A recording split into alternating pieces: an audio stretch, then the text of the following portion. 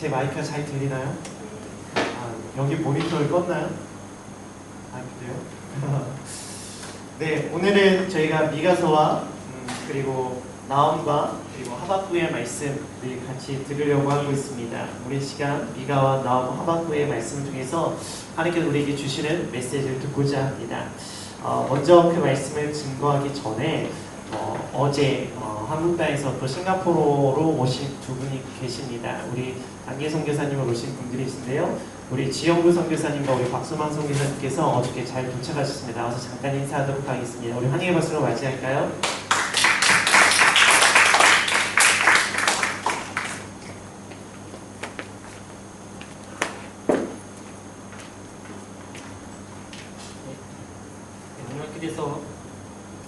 반갑습니다. 조이어스 교회 JNT 사역 선교사 지현구라고 합니다.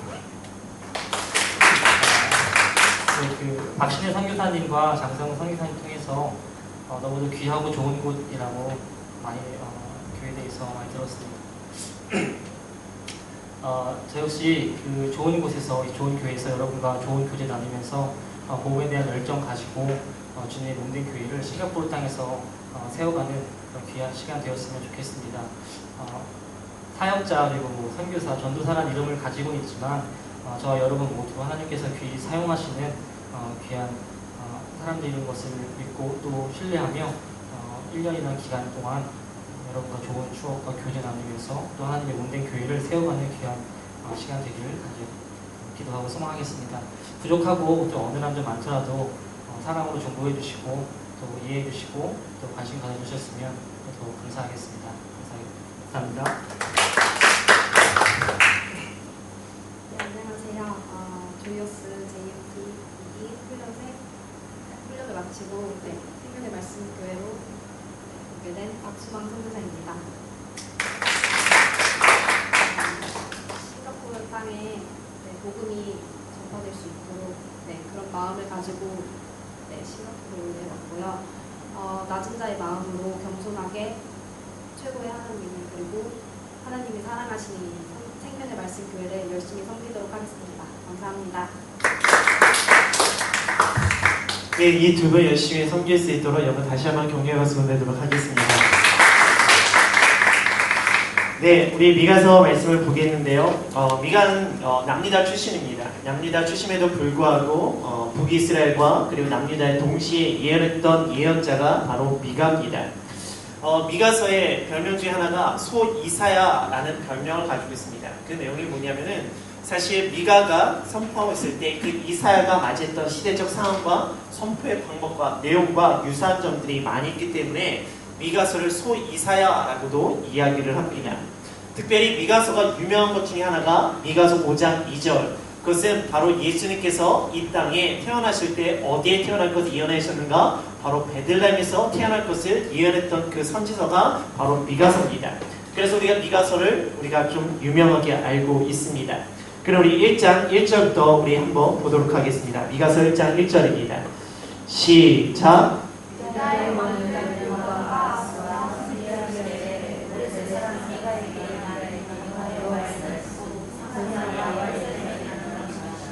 네, 사마리아 예루살렘에 관한 묵시라. 그 사마리아가 바로 북이스라엘을 의미하고요, 또 예루살렘 남유다를 의미합니다. 그래서 미가는 북이스라엘과 남유다를 동시에 예언하고 있습니다. 그 예언의 내용이 뭔가 우리 3절의 말씀을 같이 읽을게요. 시작.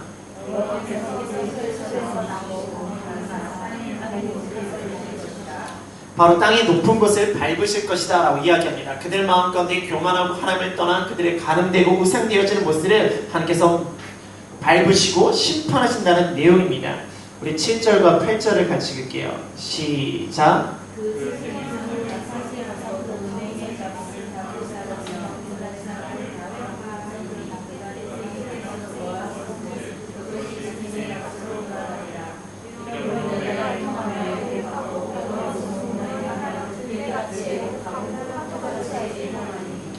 바로 높은 곳에, 땅의 높은 곳이 무엇이냐? 그것을 정확하게 다시 이야기하십니다. 7절에 세계 우상들 그리고 음행값을 다 부셔버리겠다고, 목상들을 다 깨뜨려 버리겠다고 말씀하고 계십니다.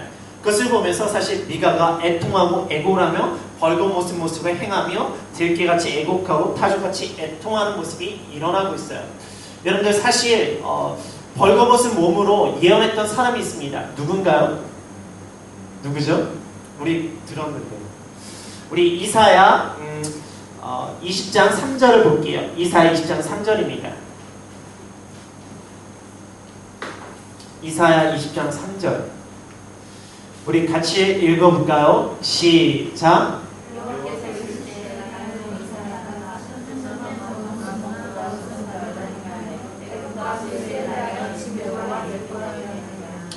네, 제가 미가서를 시작하기 전에 미가서의 별명 중 하나가 뭐라고 이야기했죠? 이사야라고. 사실 이사야가 먼저 벗은 몸으로 3년간 동안 예언했습니다. 구스와 애굽으로 가는 포로의 모습을 이 벌거벗은 모습을 통해서 예언했습니다. 근데 미가서도 마찬가지로 이 남유다와 북이스라엘의 모습이 그들의 포로로 가는 모습을 이 벗은 몸을 통하여 드러내고 그들의 간음을 드러내며 그들의 죄를 드러내며 또한 그들의 애통과 그들의 애국하는 모습을 드러내고 있습니다. 그래서 하나님께서 그들을 심판하시겠다라는 메시지를 전달하고 있어요. 우리 그런데 그 심판의 대상이 먼저 나옵니다. 2장 1절과 2절입니다. 2장 1절과 2절 시작.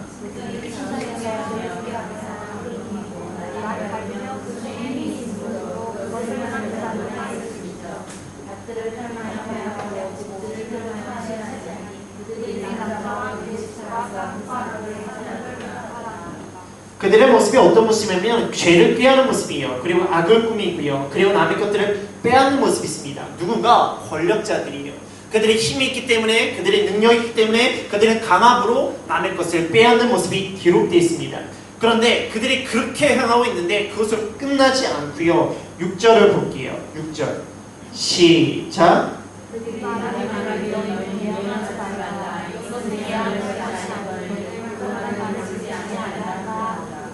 그들이 이것이 잘못됐어 라고 이야기할 때마다 야 이거 예언하지 마 이거는 예언할 것이 아니야 라고 이야기를 했다는 거예요. 즉 자기가 힘이 있고 자기가 기득권이고 자기의 물질이 있고 자기가 권력층이다 보니까 이제는 예언의 대상과 예언의 내용도 자기가 정리하는 모습이 있습니다. 그래서 이런 예언하지 마 이런 예언의 대상 이야기하지 마 라고 하는 모습들 우리가 힘있길 원하죠. 우리가 성공하길 원합니다. 여러분 높은 자리에 있기 원하시죠? 그리고 물질이 많아지기 원하시죠? 다 원하시죠? 네, 인생 가운데 성공하기 원하시려 열심히 사시는 거 아닌가요? 다 원합니다. 그래서 우리의 모습 가운데 내가 힘이 생기면 정말 하나님 열심히 섬기겠습니다 라는 말들을 참 많이 하세요. 그래서 내가 11조도 1억 하겠습니다 하면 결단하면 기도하는 모습이 있어요. 좋아요. 너무 귀해요. 그런데 우리가 이상하게 힘이 생기면 하나님을 섬기러 가는 것이 아니라 하나님을 데려오는 모습이 있어요. 내가 힘이 생겨 능력 있고 내가 어떤 지위가 있고 인정받고 사람들이 날 쫓아오기 시작하면은 내가 하나님을 섬기는 자가 아니라 내가 하나님이 되고자 합니다. 그래서 아니야 이거는 심판의 대상이 아니야 이건 예언의 대상이 아니야 이건 예언의 목적이 아니야 이건 예언의 내용이 아니야 바로 내가 그 내용과 한번 말씀을 정리하는 모습이 있다는 거예요. 우리가 힘이 있어야 됩니다. 그리스도는 힘이 있어야 돼요. 그리스도는 능력이 있어야 됩니다. 여러분 성공하십시오. 돈도 많이 버십시오. 그리고 높은 자리에 가시고 고위공직자가 되십시오. 그런데 내가 그 힘이 생겨서 하나님이 되기 위한 것이 아니라 하나님을 섬기기 위해서 힘을 가지십시오. 힘으로 인해서 하나님이 잃어버리고 내가 하나님이 되고자 하는 모습이 아니라 그 힘을 가지고 하나님을 섬기는 그 마음을 잊어버리지 마십시오. 이 이스라엘 백성들이 처음부터 그 기득권자들이 그 고위공직자들이 그곳에 있던 자들이 처음부터 그 힘을 가지고 내가 하나님을 되고자 하는 사람이 있었을까? 만약에 하나님을 모르는 사람은 그럴 수 있겠죠. 그러나 하나님을 아는 사람은요 그 힘을 가지고 하나님을 섬기려 합니다. 근데 어느 순간 힘이 되는 순간 힘이 생기는 순간 자기가 하나님이 되고자 하는 모습들이 일어납니다. 오늘 시간 우리들의 모습 가운데 정말로 이 세상권에 성공하십시오. 높은 지위에 올라가십시오. 부탁입니다. 그런데 그 목적이 하나님이 되고자 하는 모습이 아니라 하나님을 섬기고자 하는 그 마음이 변하지 않기를 주님의 이름으로 축복합니다. 우리 4절을 볼게요. 4절입니다. 죄송합니다. 3장을 볼게요. 3장 1절과 2절입니다. 이걸 조금 더 구체적으로 말씀하고 있어요. 3장 1절과 2절이에요. 시작. 천사들아 들으라. 정의를 얻는 것이 너희의 본분이 아니냐. 너희가 선행하고 악을 기뻐하여 내 백성의 가죽을 벗기고 그들에게 사는 거다. 네, 다시 한번 그것을 구체화시키고 있어요. 1절에 뭐라고 됐습니까? 야곱의 우두머리들아, 통치자들아, 너희들이 이렇게 행하지 않았냐? 정의를 행하고 너희들이 하나님의 선을 해야 되는데 오히려 억압으로 다른 사람의 것들을 빼앗지 아니했냐? 라고 말씀하고 계세요. 우리 4절을 볼게요. 4절입니다. 시작.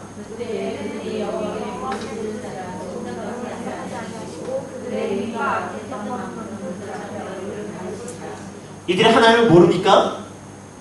이들이 하나님을 모르나요? 하나님을 알아요. 그들이 기도 안 하나요? 기도해요. 그들이 예배 안 하나요? 예배해요. 우리 지난주의 말씀 가운데 아모스에서 뭘 이야기했습니까? 길갈로, 베델에서 그들이 어떻게 했습니까? 죄를 더하고 근데 그 전에 뭐가 있었어요? 삼번제를 드리고 그리고 그들이 낙헌제를 드리고 그들이 수은제를 드렸습니다. 하지만 길갈과 베델에 다니면서 그들이 죄를 더했다는 말씀을 드렸잖아요. 그들이 하나님을 섬기지 않은 거 아니에요. 하나님을 예배하지 않은 거 아니에요. 그런데 어떻게 합니까? 악을 행하는 거예요. 강포를 행하는 거야. 남의 것을 빼앗는 모습을 가지고 있는 거예요. 예배는 드리지만 자기가 하나님의 모습이 있는 거예요. 그래서 하나님께서 어떻게 하신다고요? 그들의 기도를 듣지 아니하겠다고, 그들로부터 얼굴을 가리겠다고 말씀하고 계십니다. 여러분들, 예레미야 33장 3절에 뭐라고 이야기하시냐면은 너는 내게 부르짖으라. 어떻게 한다고 하나님께서? 내가 너에게 응답하겠다고. 그냥 응답하겠다고 말씀하시나요? 그냥 응답이 아니라 크고 놀라운 비밀을 우리에게 알려준다고 말씀하시죠. 근데 여기서 뭐라고 이야기하세요? 너희들이 부르짖어도 내가 거기에 응답하지 아니겠다고 말씀하고 계세요. 우리 이사야 1장 15절을 볼게요. 이사야 1장 15절입니다. 시작. 내가 손을 뗀 때에 내가 내 눈을 너희에게 공개하리니 내가 듣지 아니하리니 이는 너희의 피성의 피가 가득하리라. 이사야 1장 15절에 너희가 많이 기도할지라도, 그러니까 너희들이 정말 열심히 기도할지라도 어떻게 한다고요? 내가 듣지 아니겠다고 말씀하세요. 아무리 열심히 부르짖고 아무리 열심히 기도하고 많은 기도를 한다 할지라도 내가 듣지 아니겠다고. 왜? 너희의 손에 뭐가 있다고요? 피가 있기 때문에, 너희들의 손에 죄가 있기 때문에, 너희들의 손에 강포가 있기 때문에, 너희들의 생각에, 너희들의 손에 죄가 있기 때문에 너희들이 아무리 기도하고 부르짖어도 내가 너희들의 기도를 듣지 않겠다는 거예요. 하나님, 우리가 부르짖을 때 기도를 응답해 주십니다. 그런데 우리의 손이 어떤 손이 되어야 됩니까? 죄를 씻어버리고 주님을 붙잡는 손이 되어야 됩니다. 그런데 우리는 주님을 붙잡고 싶고 세상에 있는 죄도 붙잡고 싶고 내가 원하는 것도 붙잡고 싶어요. 그거 다 붙잡고 내가 부르짖으면 하나님께 그 기도를 듣지 아니하시겠다고 말씀하고 계세요. 그래서 1장 15절 이후에 보라면은 너희 스스로 행위를, 밑에 조금 보이는데 스스로 행위를 돌이켜서 죄에서 돌이키고 그리고 인애와 공의를 행하고 가난한 자를 돌보고 고아와 과부들을 돌보라는 이야기를 하세요. 그러면서 온전한 예배를 드리라고. 우리가 정말로 주님께 부르짖을 때 주님의 응답이 일어나기 원한다면 내 손가운데 있는 죄가 죄인 것을 발견할 수 있는 은혜가 있어야 돼요. 제가 지난주 말씀 가운데 우리가 돌이킬 수 있을 때 돌이키는 것이 은혜라고 말씀드렸죠. 그게 엄청난 은혜예요. 그런데 그 돌이킬 수 있을 때 돌이키는 은혜를 경험하기 위해서는 내가 내 손에 죄가 있다는 것을 깨닫고 인정하는 은혜가 있어야 됩니다. 그것을 모르면요, 나는 잘한다고 생각해요. 내가 수은제 드렸어요. 낙헌제 드렸어요. 11조 드렸어요. 나 그 상번제도 드렸어요. 그러면서 끊임없이 죄를 저집니다. 그러고 나서 부르짖어. 왜 하나님 응답 안 해줍니까? 우리 모습 가운데 정말로 내가 죄를 짓고 있다는 것을 깨닫는 은혜, 엄청난 은혜예요. 근데 많은 사람들이 나는 신앙생활 열심히 잘하고 있어 라고 생각하기 때문에 이 더러운 손을 가지고 끊임없이 기도하며 많이 부르짖고 많이 기도하고 있어요. 근데 하나님께서 그것이 너무 싫으시다. 그것이 너무 괴롭다. 그러니까 그것들을 시치라고 이사야 1장 15절부터 16절, 17절 이야기하고 계십니다. 그런데 또 문제가 있어요. 무슨 문제가 있는가? 리더십만 문제가 있는 것이 아니죠. 영적인 리더십도 문제가 있어요. 5절입니다. 미가서 3장 5절입니다. 시작.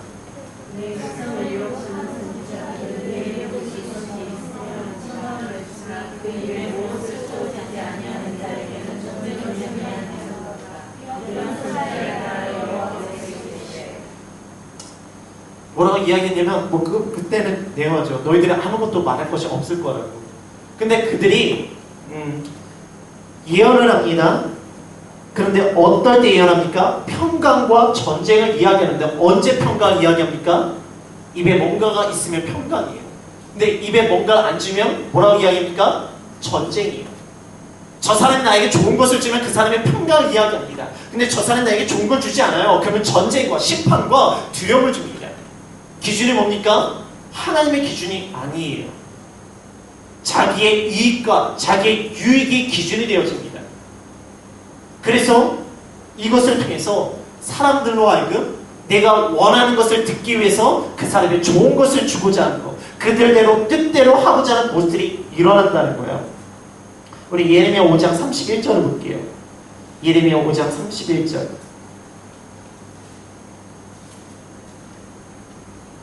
예레미야 5장 31절 같이 읽겠습니다.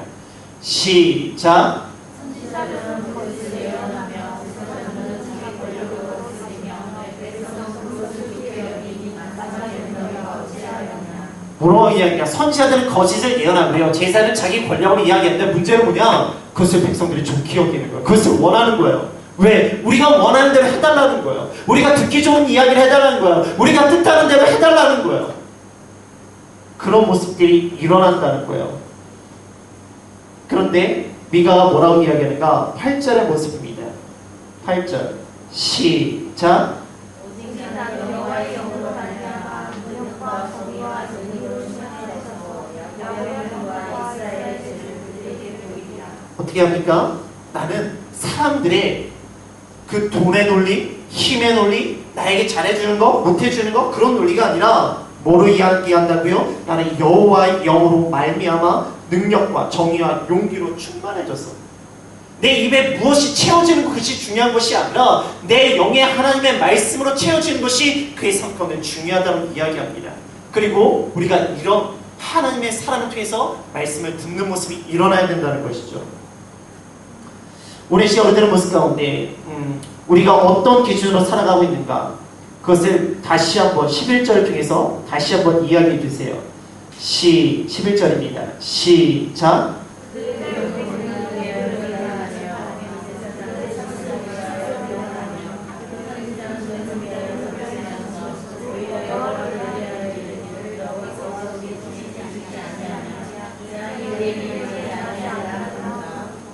그들이 어떻게 합니까? 뇌물과 그리고 삭과 그리고 돈을 위해서 이야기하면서 뭐라고 이야기합니까? 여호와를 의뢰하고 있다는 거예요.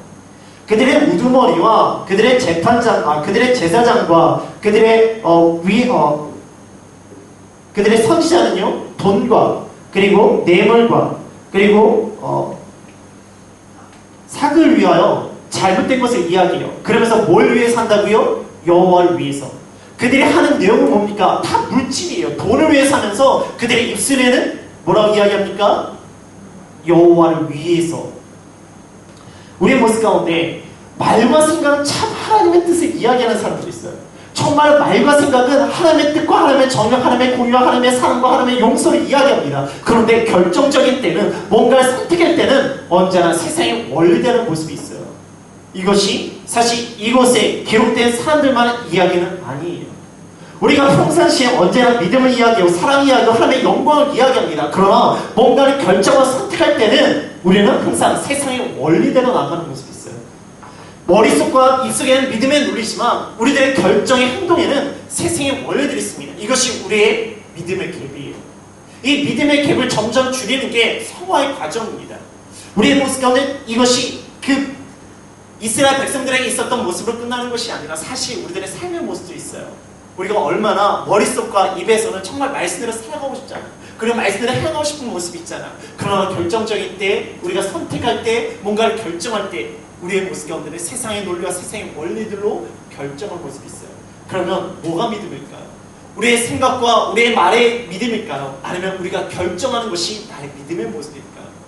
나의 믿음의 모습은요, 내 머릿속과 내 입에서 나오는 말이 아니라 내 선택과 내 결정이 나의 믿음의 모습입니다. 오늘 시간 우리들의 결정과 우리들의 선택이 말씀의 논리와 아니면 세상의 논리로 하고 있습니까? 우리 모습 가운데 정말로 우리가 입술로만 말씀의 논리, 믿음의 논리 이야기하는 것이 아니라 내 선택과 내 결정이 믿음의 논리와 말씀의 논리가 되어지기 원합니다. 그러기에 입술로만 여호와를 위해서 하면서 행동은 삭과 돈과 뇌물을 위해서 행동하는 것이 아니라 내 입술이 여호와를 위해서 여호와를 의뢰하며 했다면 내 결정도 여호와를 의뢰하며 할 수 있는 저와 여러분들이 되어지기를 주님의 이름으로 축복합니다. 우리 4장을 볼게요. 4장 2절입니다. 시작.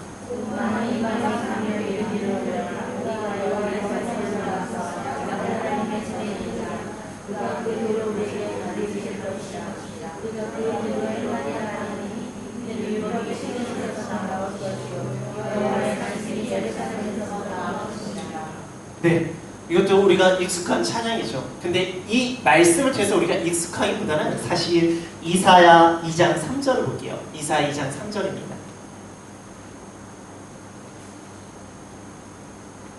우리 같이 읽을까요? 시작.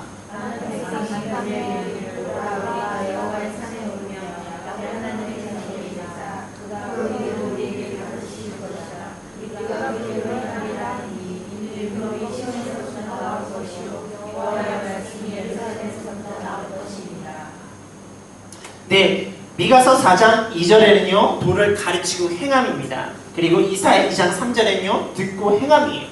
중요한 것은 말씀을 받아들이고 그것을 행한 것이 중요한 것을 반복하고 있어요.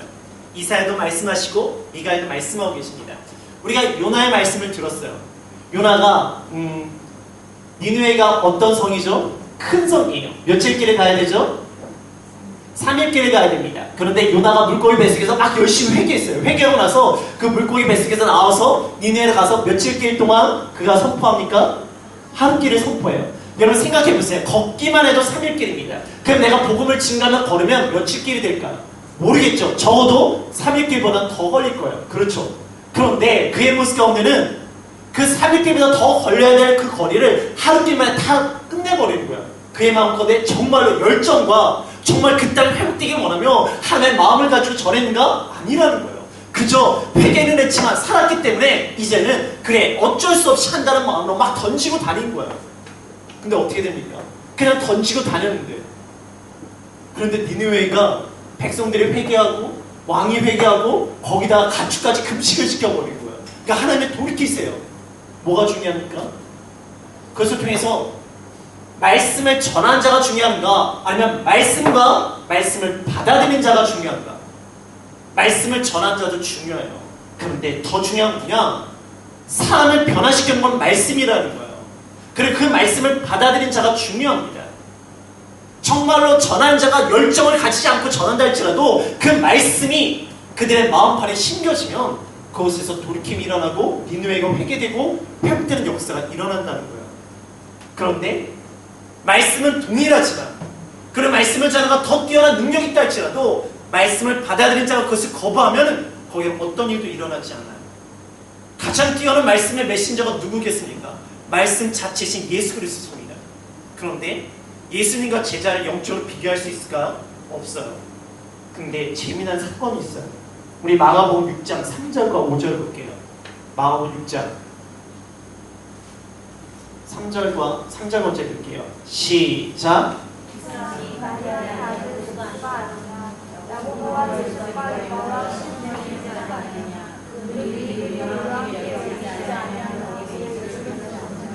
우리 5절을 볼게요. 시작.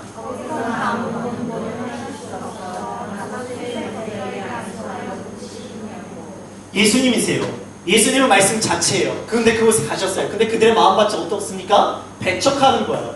그들은 예수님을 거부하는 거예요. 말씀을 거부하는 거예요. 그러니까 그곳에서 예수님께서 권능을 일으키지 못하셨다고 기록하고 있어요. 근데 바로 이어서 어떤 사건이 일어나면 예수님께서 12제자를 2명씩 짝지어서 보내시는 사건이 기록됩니다. 우리 7절을 볼게요. 시작.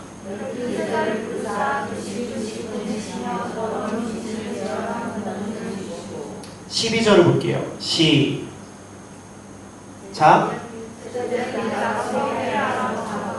예, 여기까지. 예수님과 제자들의 내용이 달랐을까요? 제자들이 예수님께 배운 내용을 전했겠죠. 예수님의 내용과 제자들의 내용은 별반 다를 것이 없었을 거예요. 근데 예수님의 능력이 좋습니까? 제자들의 능력이 좋습니까? 제자들의 능력이 좋나요?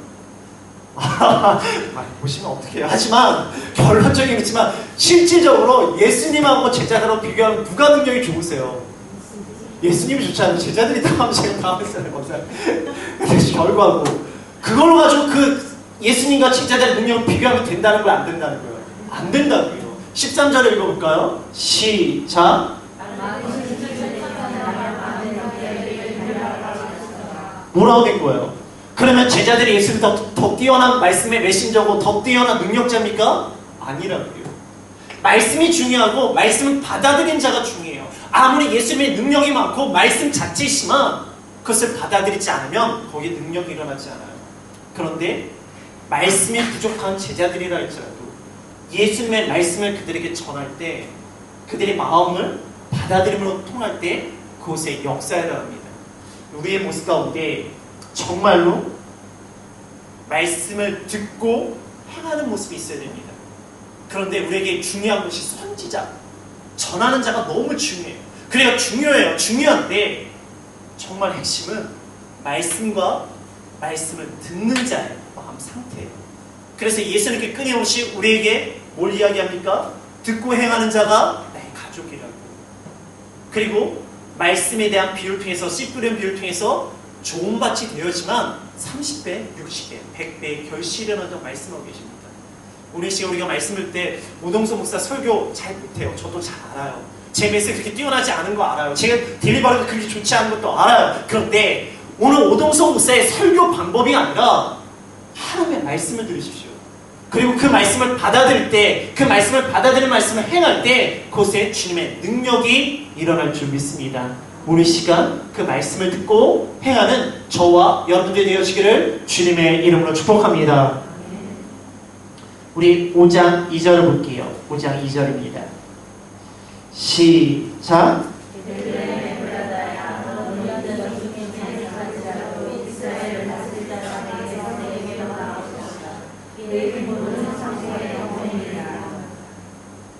베들레헴 에브라다가 사실 성경에서 여기 왜 많이 나오지가 않아요.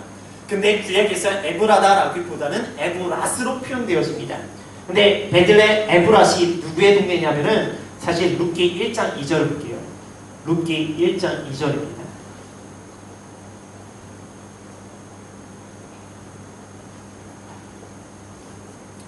같이 읽을까요? 시작.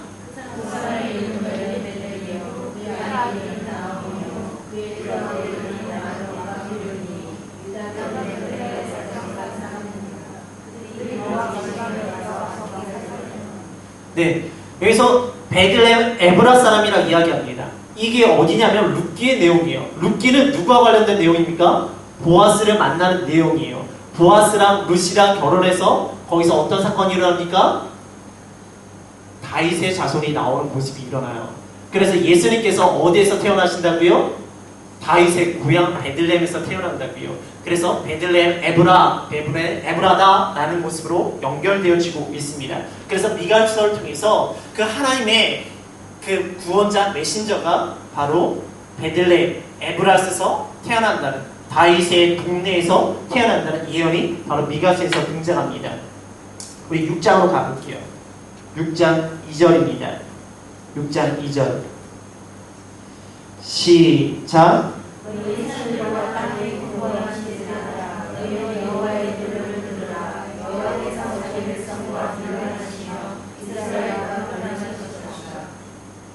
네, 예수님께서 이제 야 너희들 좀 나랑 좀 변론해보자, 좀 논쟁해보자 라고 이야기하십니다. 그 내용이 뭐냐면은 3절이에요. 시작.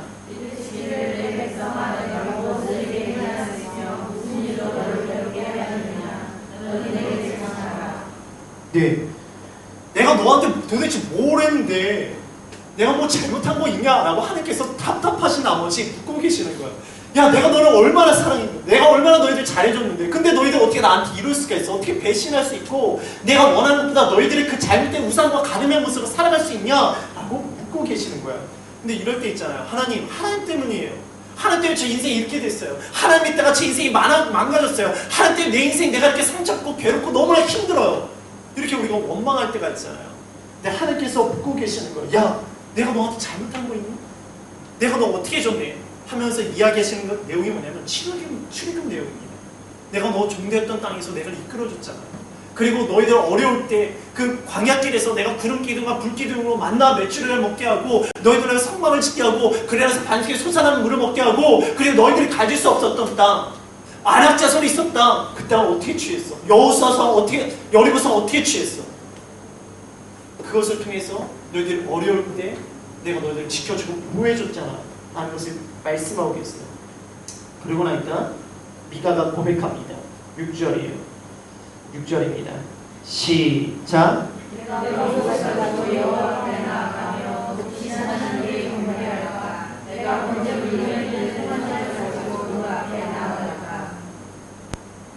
(7절입니다)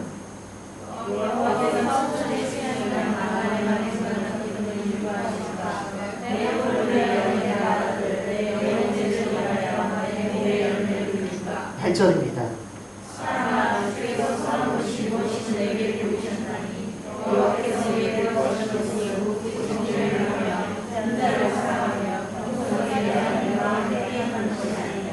내가 무엇을 가지고 여호와 앞에 나아갈까? 그 하나님께 내가 어떻게 구할까? 내가 많은 번제물을 드릴까?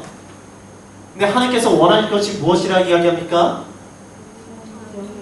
정의를 행하고 인자를 사랑하고 겸손히 내 하나님과 함께 행하는 것이라고요. 그럼 번제물 안 드려도 되나요? 아니라고요. 번제물 드려야 되죠. 레위기에서 그렇게 말씀하신 건데. 근데 뭡니까? 번제는 드리고 있는데 그들의 마음 가운데 정의가 없었잖아요. 그들의 모습 가운데 인자가 없었잖아요. 그들의 마음 가운데 하나님과 함께함이 없었잖아요. 그래서 하나님께서 너희들 회복되기 원하니? 진짜 예배 회복되기 원하니? 그럼 회복은 번제를 드리고 많은 것들을 드리기 전에 너희들의 중심에 하나님의 정의가 있어야 되고 하나님의 인자가 있어야 되고 하나님과 함께하는 겸손함이 있어야 된다고 말씀하고 계시는 거예요. 근데 좀 어려운 것이 있어요. 뭐가 어렵냐? 여러분들 정의와 인자는 같이 갈 수 있는 단어인가요? 정의와 인자라는 것이 같이 갈 수 있는 단어냐고요. 정의는 옳고 그름이에요. 그렇죠? 그럼 옳은 것은 괜찮지만 그른 것은 어떻게 됩니까? 잘라버려야 되는 게 정의예요. 근데 인자는 뭡니까? 품어주는 거예요. 안아주는 거예요. 감싸는 거예요. 어찌면요 정의하고 인자는 같이 갈 수 없는 단어예요. 뿐만 아니라 우리 로마서 1장 7절을 볼게요. 로마서 1장 7절입니다. 우리 같이 읽게요. 시작.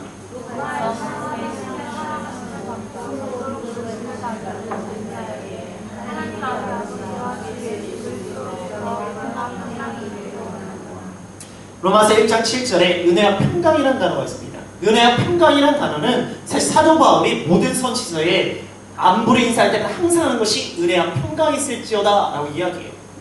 은혜와 평강 되게 비슷한 단어 같습니다. 근데 실질적으로 은혜와 평강은 같이 가기 어려운 단어예요. 평강을 이야기할 때 이 단어가 에레네거든요. 제가 신약에서 에레네가 단순히 구약에 있던 샬롬이라는 단어와 다릅니다. 이 에레는 하나님의 질서 안에서의 평강이에요.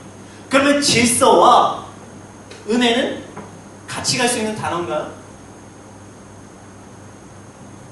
질서라는 건 기준이에요.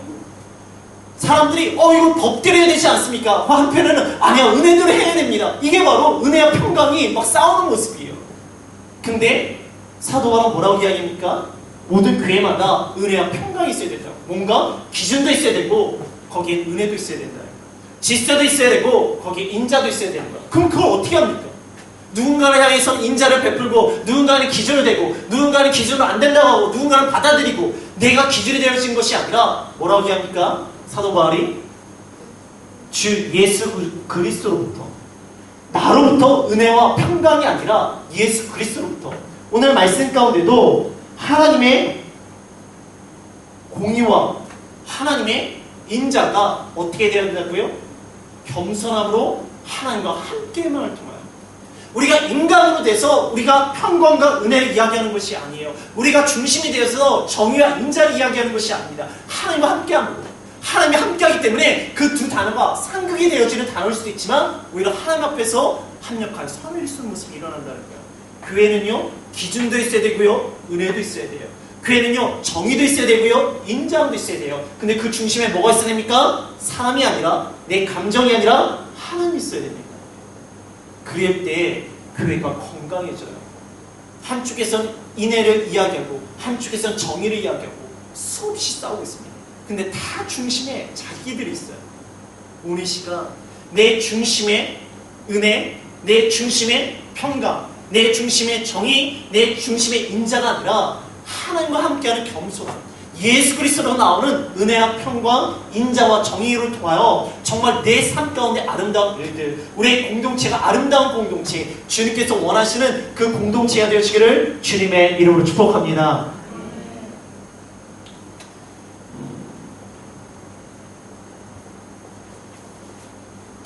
우리 9절을 볼게요. 그래서 그 부분을 정리해 주세요. 9절입니다. 시작.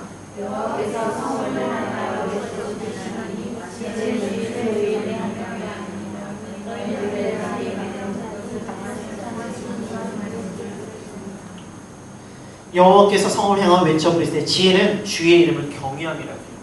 경외함이 뭡니까? 하나님에 대한 두려움이라는 거예요. 하나님은요, 우리가 입술로는 정의를 이야기하고, 우리가 입술로는 인자를 이야기하고, 우리가 입술로는 은혜를 이야기하고, 우리가 입술로는 평강을 이야기한다 할지 모르지만 내 마음을 보시는 분이시기에 그 하나님을 두려워한다면 그 하나님 앞에서 겸손히 내가 하나님께 행하는 모습, 내가 입술로 하나님을 이야기하지만 내 마음과는 내가 있고 내 입술로 예수를 이야기하지만 내 안에 내가 있다면 하나님께서는 그것을 통해서 나를 심판하신다고, 매를 준비하신다고. 그렇기 때문에 지혜는 뭐라고요? 여호와를 경외함이라. 하나님께서 정말 내 안에 있는 것을 내가 끊임없이 바라보는 모습이 되어져야 된다고. 오늘 시간 우리 가운데 하나님을 향한 경외함, 내가 아니라 하나님이 계시기에 그 하나님 통해서 인자와 정의, 하나님 앞에서 겸손함, 하나님의 그리스도로부터 나오는 은혜와 평강, 그것을 통해서 주님께 주시는 내가 아니라 주님께 주시는 은혜가 일어나기를 주님의 이름으로 축복합니다. 우리 7장을 볼게요. 7장 2절입니다. 7장 2절 시작.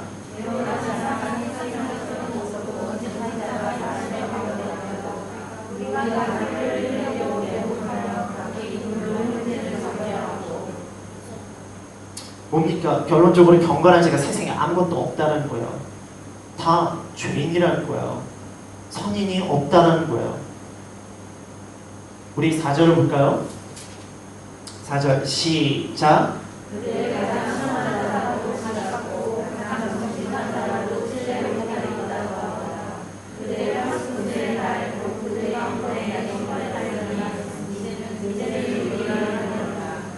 아무리 그가 선한다 할지라도 그가 뭡니까? 가시 같다는 이야기야. 아무리 그가 정직해도 그가 찔레 같다는 거예요.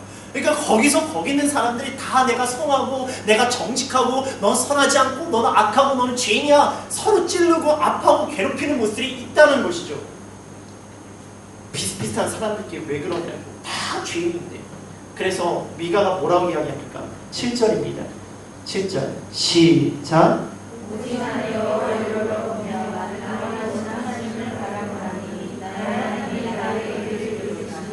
그러니까 하나님만 바라보겠다는 거예요. 내가 죄인이라는 것을 인정하고 내 가운데 찔레가 있고 가시가 있고 내 가운데 죄악이 많기 때문에 난 하나님만 바라보겠다고 이야기합니다. 근데 이게 미가만 이야기하는가? 아니잖아요. 로마서 3장 10절을 볼까요? 로마서 3장 10절입니다. 로마서 3장 10절 시작. 하나도 없어. 그래서 어떻게 됩니까? 23절입니다. 시작.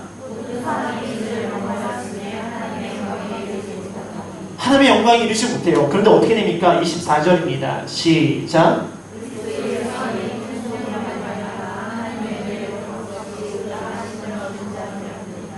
여기 있는 사람들 다 죄인이에요.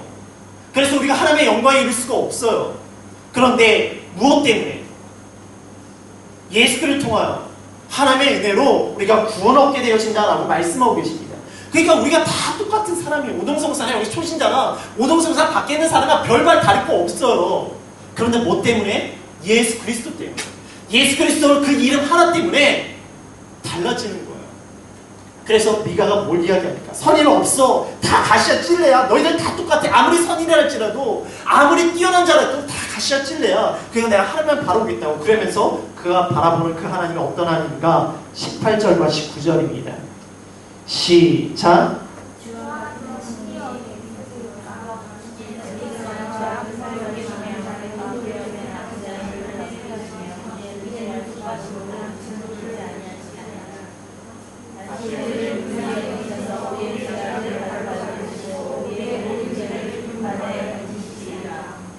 이 하나님을 바라보는 거예요. 사실 미가가 이야기했던 그 죄악들, 남유다 북이스라엘 죄악들, 사실 우리 가운데 얼마나 많이 있습니까? 물질로 인해서, 그리고 믿음의 논리를 가지고 있지만 항상 선택과 결정에는 세상의 논리와 세상의 방법으로 우리가 결정한 우리들의 모습들. 입술로는 여호와를 의뢰하며 이야기하지만 내 중심 가운데는 내 세상의 목적들이 들어가 있는 우리들의 모습들. 그러면서 다 내가 더 선하다고, 내가 더 뛰어나다고, 내가 의인이라고. 근데 다 똑같은 모습임에도 불구하고 우리 다 이래요. 그런데 무엇을 바라봐야 된다고요? 하나님만 바라보자. 그 하나님을 바라보고 그 하나님에서 내 자신을 바라보자. 그럴 때 하나님께서 우리의 죄악을 던져버리세요. 오늘 시간 그 말씀을 통하여 내 자신을 바라보고 부족한 나의 모습을 통하여 하나님께서 주시는 그 은혜를 구하기 원합니다. 그리고 하나님께서 나의 죄악을 정말 멀리 저 깊은 곳에 던지는 은혜, 그 속에서 하나님에서 자유함이 일어나기 원합니다. 오늘 시간 그 은혜가 저와 여러분의 삶 가운데 일어나기를 주님의 이름으로 축복합니다. 그리고 나움인데요, 나움은 위로자는 뜻을 가지고 있습니다. 그리고 아수르 심판이에요. 여러분, 니느웨에 대한 관련된 책이 뭐가 있었죠? 다시스로 가려다가 어디로 갔죠? 누가? 요나예요. 요나도 니느웨를 향한 메시지였습니다. 근데 나움도 니느웨를 향한 메시지예요. 근데 달라요. 요나는 니느웨를 회복에 대한 메시지였어요.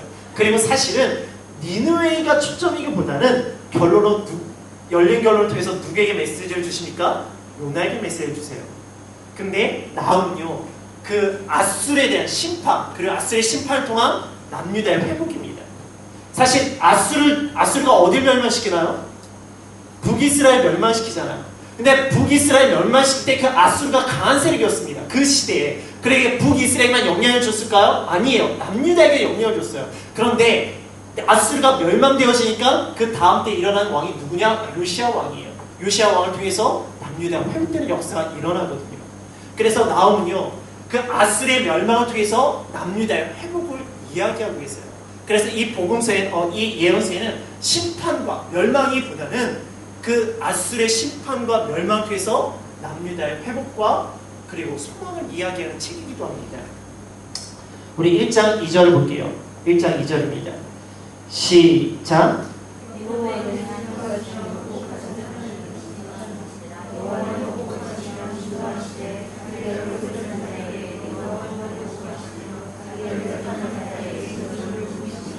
여호와는 어떤 하나님인가? 질투하시고 보복하신 하나님이야. 누구에게? 여호와는 자기를 거스리는 자에게, 자기를 대적하는 자에게. 그런데 또 여호와는 어떠신가? 7절입니다. 시작.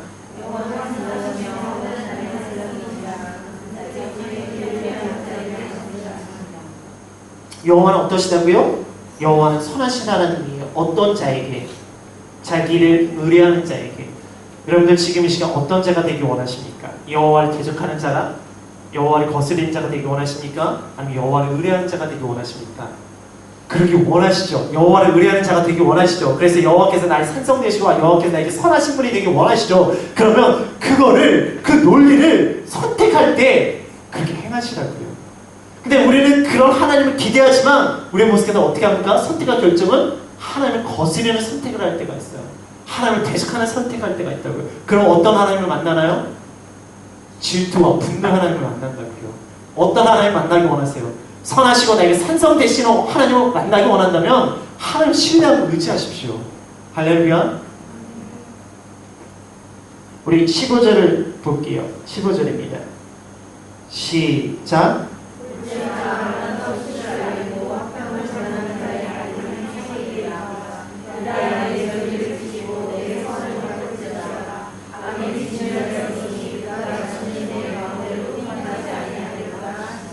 사실 이 15절의 말씀이 바로 아수르의 멸망입니다. 그 아수르의 멸망을 통해서 누가 회복되어지는 거예요? 남유다가 회복되어지는 거예요. 그래서 뭘 지키라고 이야기합니까? 내 절기를 지키라고, 내 성을 갚으라고. 사실 지금까지 저희가 선지자를 보면서 하나님께 너희들의 절기 다 지켰다고 이야기했어요. 그렇잖아요. 내가 너희들의 예물 다 지켰다고, 너희들의 번제물 다 지켰다고, 그 기름 냄새 싫다고. 그런데 나옴은 너희들의 절기를 지키라고 이야기합니다. 왜? 아수르가 멸망됐으니까. 그래 너희들이 진짜 마음을 가지고 그 절기를 지키라고. 그래서 요시아가 종교개혁을 일으키거든요. 그래 뭘 지킵니까? 유월절을 지켜요. 그래서 이 나옴에는 그 남유다의 회복의 메시지가 등장하는 거예요. 하지만 그러기 위해서 누가 멸망해야 됩니까? 아수르가 멸망해야 돼요. 2장 8절을 볼게요. 시작.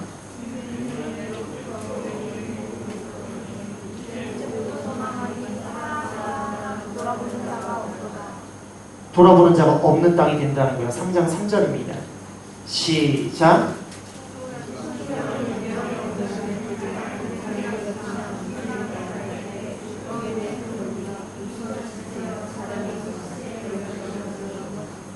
하나님께서 니느웨를 이렇게 심판하신다는 내용이 바로 나옴의 내용이에요. 그래서 남유다의 회복의 내용으로 결론 지으는 모습이 있습니다. 하박국으로 넘어갈게요. 하박국은 별명이 있습니다. 어떤 별명일까요? 하박국 우리가 잘 알고 있는 본문의 내용이 뭐냐면 무화과 나무 잎이 마르고 아시죠? 이게 하박국의 기도의 내용인 거 아시죠? 이걸 참 아는데 사실 하박국의 별명은 불평의 선지자예요. 그래서 불평이 끊임없이 나오고 거기에 대한 대답을 하시는 하나님이 등장합니다. 우리 1장 2절에서 4절이에요. 하박국 1장 2절에서 4절입니다. 시작.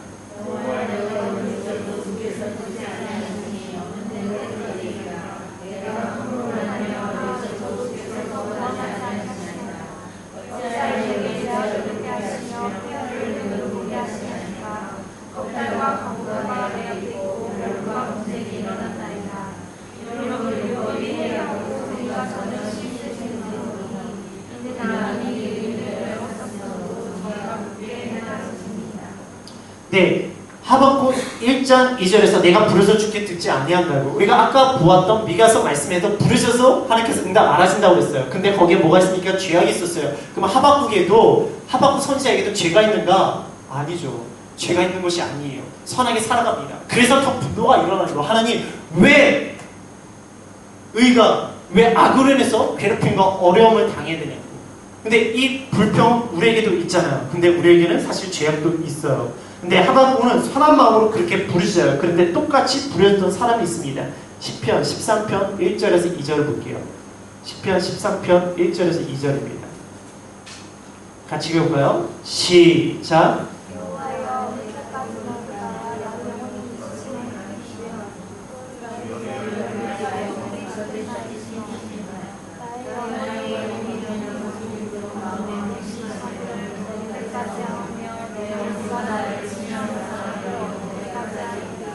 이게 다윗이거든요. 이런 다윗의 인생이 꼬이기 시작할 때가 언제입니까? 왜 꼬였어요? 다윗의 인생이. 네? 다윗의 인생이 왜 꼬였어요? 다윗의 인생이 꼬인 거는요, 표면적으로 드러난 것은 골리앗을 이겨서 꼬인 거예요. 그렇잖아요. 골리앗 이겼더니 사람들이 뭐 만만해요, 천천해요.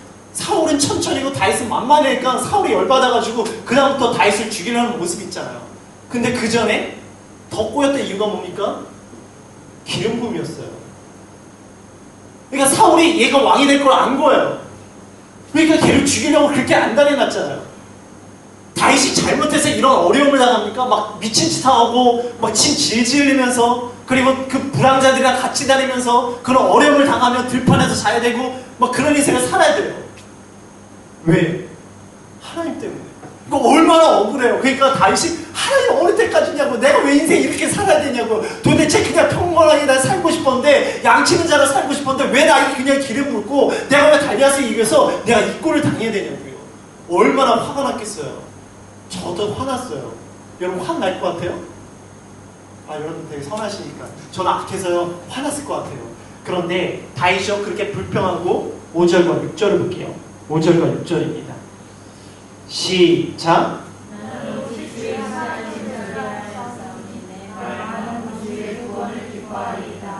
내가 여호와를 찬송하리니 이는 주께서 내게 위협을 주시니라. 5절에서 6절에 정리를 할 때는 그거 찬양하고 감사합니다. 불평으로 시작해서 그의 마무리는 감사와 찬양이에요. 왜 그런지 아세요? 중간에 내용이 있는데, 중간에 내용이 뭐냐면 그 하나님 내가 기억합니다 라고 고백해요. 그러니까 내가 지금 주어진 상황은 너무 힘들어요. 하나님 때문에 내가 너무 힘들어요. 그런데 하나님 때문에 힘든 것도 있지만 하나님 때문에 내가 감사하고 승리하고 하나님께 은혜 받은 것도 있다는 거예요. 근데 우리는 뭐냐? 어려우면, 하나님 때문에 어려우면 다 잊어먹어요. 근데 다윗이 정말 좋았던 거는 불평이 있지만 하나님을 통해서 얻었던 은혜, 하나님 통해서 얻었던 승리, 하나님께서 얻었던 기쁨을 기억하니까, 그래, 내가 지금 어렵지만 그 하나님은 나를 고난으로 이런 어려운 상황을 끝내실 분이 아니라 나에게 은혜를 주실 분이라는 걸 내가 믿기에 그 하나님을 기억하기에 내가 찬양합니다 라고 정리를 해요. 지금 이 시간 우리가 하나님 때문에 힘들 때가 있어요. 말씀대로 살아갈 때 힘들 때가 있어요. 어려울 때가 있습니다. 그러나 그것도 힘들지만 그 힘든 가운데 나를 이끌었던 하나님을 다시 기억해 봅시다. 내가 정말 어렵고 힘들 때 나를 이끌어 하셨기 때문에 우리가 이 자리에 있는 건 아닙니까? 그 은혜를 기억한다면 지금 힘들고 어렵지만 그 하나님은 이 상황도 반드시 나를 회복시키시고 나를 선하게 이끌어 가실 하나님이라는 거예요. 그 하나님을 내가 믿으면 내가 불평해서 감사와 찬양으로 변화되어집니다. 하박국의 모습을 볼까요? 사실 하박국가 이렇게 이야기하니까 사실 하나님께서 등장하세요. 앞에서 미가서 하나님께 등장하지 않아요. 그렇게 부르시지만 등장하는 왜 죄가 있습니까? 근데 하박국은 선함으로 하나님께 부르지니까 하나님께서 이야기하십니다. 6절이에요. 1절 6절 시작.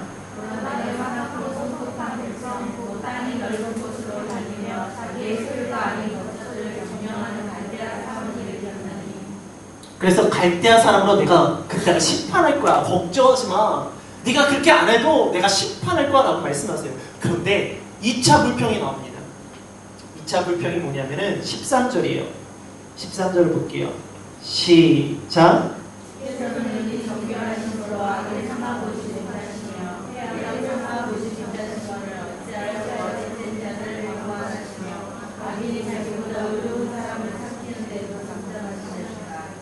이게 뭐냐면 하나님께서 갈대아를 통해서 남유다를 심판하신다고 했잖아요. 왜 여러분들 생각해 보세요. 남유다가 악합니까? 갈대아 사람 바벨론이 악합니까? 누가 더 악해요? 바벨론 사람, 갈대아 사람들이 더 악하잖아요. 근데 그 바벨론 사람을 통해서 둘 다 뭐 비슷비슷하긴 하지만 그래도 남유다잖아요. 뭐 선민의 사상이 있었고 하나님의 약속과 율법이 있던 사람들이잖아요. 어떻게 그 이방 민족을 통해서 하나님의 선민을 칠 수 있냐고, 말이 되냐고 라고 이야기하시는 거예요. 쉽게 말해 하나님께서 세우신 교회를 어떻게 세상 사람들을 통해서 무너뜨리게 하시냐고, 이게 말이 되냐고. 말 안 되는 거 같죠? 근데 사실 지금 이 땅에도 이런 일들은 너무 많아요. 하나님께 세우신 교회였지만 그 교회가 하나님을 떠나니까 어떻게 알아요? 세상 사람들이 계속 비판하잖아요. 공격하잖아요. 그러니까 교회가 힘들어지고 있잖아요. 근데 그런 사건이 일어나고 있어요. 근데 그때 하나님께서 하시는 말씀 2장 4절이에요. 2장 4절입니다. 시작.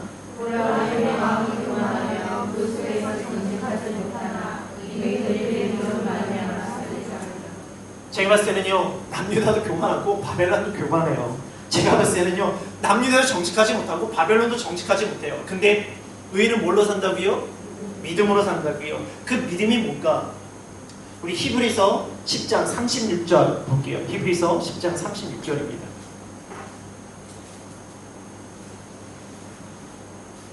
같이 읽을까요? 시작.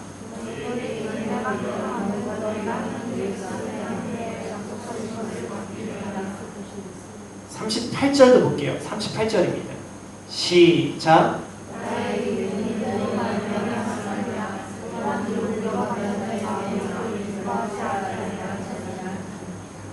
의인은 믿음으로 사는데 그 믿음이 뭔가 인내라고 이야기하시는 거예요. 이것을 이루어 나가신 하나님의 기다림이라는 거예요. 지금 상황이 이렇지만 정말 의인은요, 어떤 상황이 와도 하나님께서 선하게 역사하실 걸 믿기에 인내하고 기다리는 것, 그것이 의인의 믿음이다 라고 말씀하고 계시는 거예요. 그럼 또 뭐가 있는가? 우리 로마서 1장 16절과 17절을 볼게요. 로마서 1장 16절과 17절 시작. 내가 복음을 부끄러워하지 아니하노니 이 복음은 모든 믿는 자에게 구원을 주시는 하나님의 능력입니다. 첫 번째 이내게 복음을 믿어야 합니다. 복음이 하나님의 뜻을 따라서 거꾸로 믿음에 얘기하니 대부분 바로 의인의 믿음으로 말미암았으리라. 무엇인가? 복음을 통해서 우리가 구원을 얻는다는 믿음이라는 거예요. 그래서 의인은 믿음으로 산다는 건 뭐냐? 하나님의 약속에 대한 인내예요. 그리고 그 인내 가운데 복음을 통해서 구원을 받는다는 것, 그것이 의인이 살아가는 믿음이라고 이야기합니다. 여러분들 참 기다림이라는 단어 되게 힘들어요. 저도 되게 힘듭니다. 하나님의 때를 기다려라, 하나님의 약속을 기다려라, 하나님의 응답을 기다려라. 그 기다림 너무 힘들어요. 여기 결혼하지 않은 청년들 있죠. 청년들 그 결혼의 때를 기다린다는 거 힘들어요. 하나님의 사람, 내가 하나님께 짝짝인 사람 만나면 힘들어요. 그리고 내가 가정 가운데 구원의 때가 언제입니까? 내가 사랑하는 그 사람이 구원받기 원하고 하나님의 사람을 헌신되기 원하는데 그때가 언제입니까? 내 사업이, 내 상황이 열려지는 그때가 언제입니까? 내 자녀가 온전히 주님 앞에 나가는 때가 언제입니까? 그것을 기다리는 것이 참 힘들어요. 근데 왜 힘든지 아세요? 이렇게 기다렸는데 안 되면 어떡하지? 이게 쑥쑥 올라오거든요. 이렇게 기다렸는데 내가 원하는 대로 되지 않으면 어떡하지? 내가 생각했던 대로 되지 않으면 어떡하지? 이게 우리로 하여금 그 인내와 기다림을 너무 힘들게 해요. 근데 주변을 봤더니 정말 인내하고 기다렸지만 그들이 생각대로 그리고 우리가 원하는 대로 안 됐던 적이 있어요, 없어요? 예? 없어요. 할렐루야. 그랬으면 좋겠어요. 근데 사실 있어요. 우리가 생각하고 우리가 원하는 대로 정말 인내하고 기다렸는데 안 된 경우 너무너무 많아요. 여러분들 제가 전했던 교회에서 40일 특세 하잖아요. 40일 특세하면 막 기도응답이 막 올라와요. 근데 그와 달리 40일 특세하면 상처받는 사람 되게 많아요. 내가 그렇게 막 힘들게 40일 특세했는데 내가 뭔가 변화될 거라고 생각하고 했는데 아무것도 변화된 거 없는 거야. 그러니까 막 믿음이 무너지고 아니 어떻게 누구는 응답받았는데 왜 나에게 인생이 이렇습니까? 더 시험이 되는 거야. 근데 중요한 것이 있죠. 우리가 인내했는데 내가 원하는 대로 되지 않을 때가 있어요. 진짜 있어요. 많아요. 근데 중요한 게 뭔지 아십니까? 내가 원하는 대로 되지 않을지라도 하나님요 나에게 더 좋은 것을 주세요. 반드시 기억하십시오. 지금 내가 원하는 대로 되지 않아서 내가 실망하고 좌절할 때도 있습니다. 그러나 하나님요 반드시 나에게 더 좋은 것을 주세요. 우리 마태복음 7장 11절을 볼까요?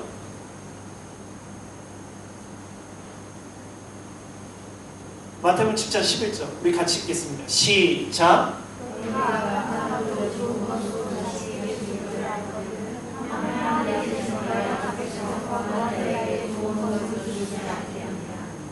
뭐라고 이야기하십니까? 하늘의 아버지께서 우리에게 더 좋은 것을 주신대요. 이걸 누가 보면 뭐라고 이야기한 줄 아십니까? 뭘 주신다고요? 성령님을 주신다고 이야기합니다. 우리는요 어떤 기도를 통해서 인내해서 바라는 게 뭐냐면 이 세상 가운데 위로예요. 그렇잖아. 이 세상에 뭔가 회복되어서 잘 되는 거 좋아요. 그럼 위로 받으십시오. 근데 세상의 위로로 끝나는 것이 아니라 우리는 하늘의 위로, 그것이 뭔가요? 성령님이고 그 성령 통해서 이루는 게 뭡니까? 오늘 말씀 가운데 구원이에요. 복음을 통한 구원이에요. 그러면 단순히 세상의 위로로 끝나는 것이 아니라 하루부터 오는 진정한 복된 삶, 구원이라고요. 우리가 인내하다 기다렸는데 왜 내가 원하는 대로 안 됩니까? 아니라고요. 하나님은요 나에게 구원을 주셨어요. 세상에 얻을 수 없는 거, 세상에서 위로받을 수 없는 거. 오늘 이 시간 정말 인내하며 기다리십시오. 그러면 하나님께서 우리에게 좋은 거 주세요. 세상에 위로도 주세요. 그런데 세상에 위로가 없다고 실망하고 좌절하지 마시고 하루부터 오는 위로, 하루부터 오는 구원, 그 역사, 그 은혜를 날마다 묵상하고 그 은혜를 기쁨으로 살아가십시오. 그것이 의인이 믿음으로 살아가는 모습입니다. 오늘 시간 그 믿음이 일어나기를 주님의 이름으로 축복합니다. 그래서 계속 이제 화선포가 나와요. 뭐 이렇게 죄악들에 대한 화선포가 나와요. 근데 그걸 좀 넘어갈게요. 14절을 보겠습니다. 14절 시작. 우리 바다를 같이 여호와의 영광을 인정하는 것이 세상에 가득하리라. 네, 여호와의 영광을 인정하는 세상이 가득하리라. 이게 또 어디서 나온 본문인가? 이사야 11장 9절에도 등장해요. 이사야 11장 9절 살짝 보겠습니다. 이사야 11장 9절 뭐라고 되어 있죠? 여호와를 아는 지식이 세상에 충만할 것이다. 물이 바다 높음같이. 그러면 어떻게 되는지 아세요? 여호와의 영광이 충만하면요, 정말 물이 바다처럼 다 덮어지면요, 어떻게 되는지 아세요? 어떻게 되냐면 20절 하박국 2장 20절을 볼게요. 시작.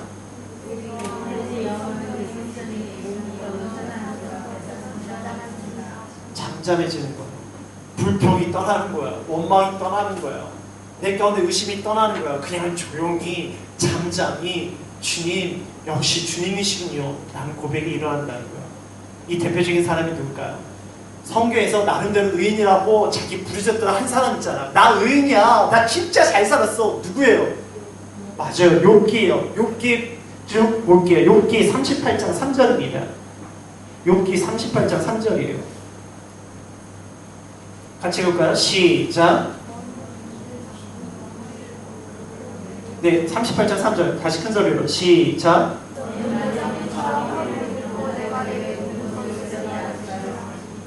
하나님께서 등장하셔서 너 좀 대답해봐. 너 그렇게 의인이라고 얘기했지. 너 그렇게 잘 살았다고 얘기했지. 한번 대답해봐 라고 이야기해요. 40장 4절을 볼게요. 40장 4절 시작.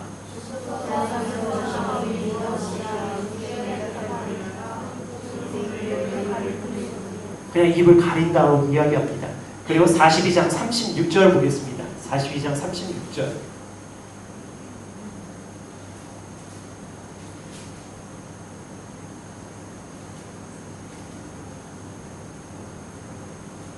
아니군요. 42장이 아닌가 보네요. 41장인가 보네요. 41장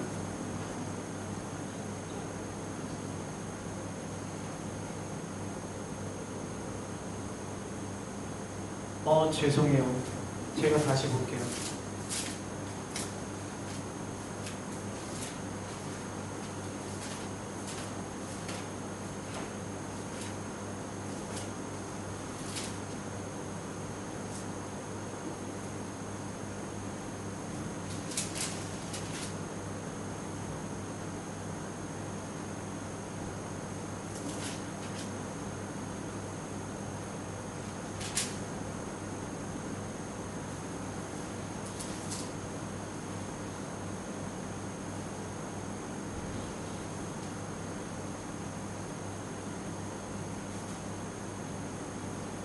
네, 우리 42장 6절입니다.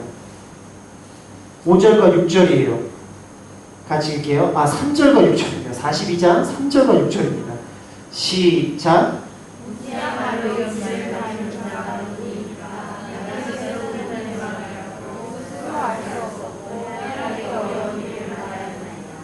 그러니까 자기가 아무 말을 한 게 잘못됐다고 이야기합니다. 그래서 뭐라고 이야기합니까? 6절입니다. 시작.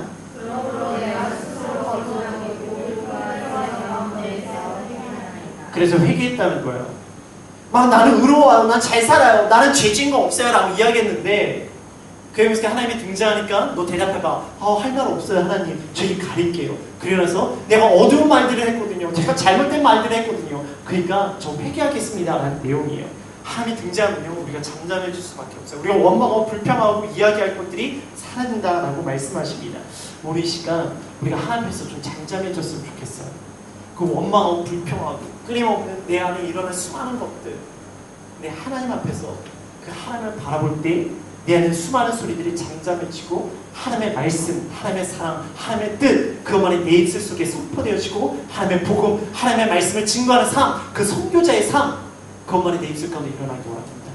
오늘 시간 세상의 수많은 이야기, 사람들의 수많은 이야기가 내 입술에 잠잠해지고 여호와 하나님을 높이는 저와 여러분이 되기 원합니다.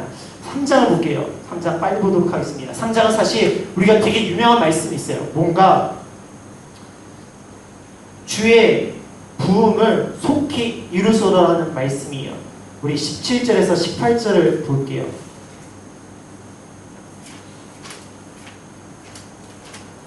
17절에 18절입니다. 시작.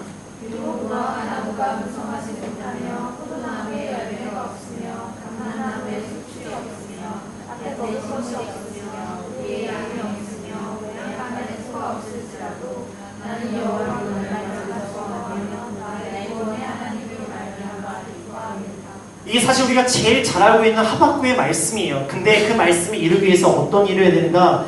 3장 2절입니다. 3장 2절 시작. 여호와여 내가 주의 말씀을 듣고 놀랐나이다. 여호와여 주의 일을 이시면에 공부하옵소서. 이 이시면에 나타내옵소서. 진노주의라도 공유를 이루지 마옵소서. 여기에 사람들이 부흥이라는 단어를 상당히 좋아합니다. 여러분들 부흥하기 원하십니까? 별로 원하지 않으신가요? 부흥하기 원하십니까? 부흥하기 원하죠. 그래서 이렇게 부흥 집회 같을 때 항상 이 말씀을 가지고 이야기를 하십니다. 부흥 되게 좋아요. 근데 이 부흥이 좋긴 좋아요. 근데 이 부흥을 이루기 위해서 뭐가 일어나는가? 사실 무너짐이 있어야 돼요. 여기서 말하고 있는 하박국의 3장에 나오는 부흥은 하나님께서 심판을 일으키셔서 남유다를 다시 회복시켜달라는 메시지예요. 즉 인간의 것들과 사람들의 잘못되면 무너지는 아픔 가운데서 다시 하나님의 것이 새로워지는 역사가 일어난다는 부흥이에요. 단 내가 무너지지 않고 그냥 새롭게 회복되는 것이 아니라 내 것이 찢어지고 아파지고 깨어지고 그러면서 새로운 것이 일어나는 부흥을 말씀하고 계세요. 사람들은요 깨어지는 건 싫어요. 꺾이는 건 싫어요. 내가 찢어지는 건 싫어요. 근데 부흥을 원해요. 근데 하나님께서 말씀하시는 부흥은 깨어지고 꺾이고 쓰러지고 그러나서 하나님의 것으로 세워지는 부흥을 말씀하고 계십니다. 그래서 2절에 진노 중에라도 긍휼을 잃어버리지 말아라.